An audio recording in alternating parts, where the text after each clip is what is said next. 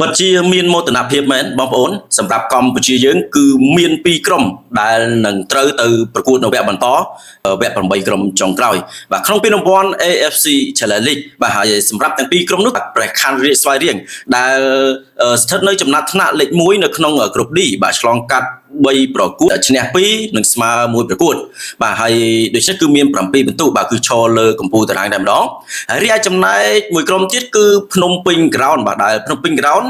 ស្ថិតនៅនឹងក្រុម E បាទដែលឆ្លងកាត់3ប្រកួតគឺឈ្នះ2និងស្មើ1ប្រកួតដូចគ្នាបាទប៉ុន្តែដោយសារតែគ្រាប់បាល់បាទគឺយើងតិចទៅលើក្រុម Deva ស្ថិតនៅត្រឹមចំណាត់ថ្នាក់លេខ2បាទដូច្នេះទាំង2ក្រុមនេះបាទទាំង2ក្រុមនេះគឺនឹងត្រូវទៅប៉ះគ្នាហើយប្រិយមិត្តយើងពិតជា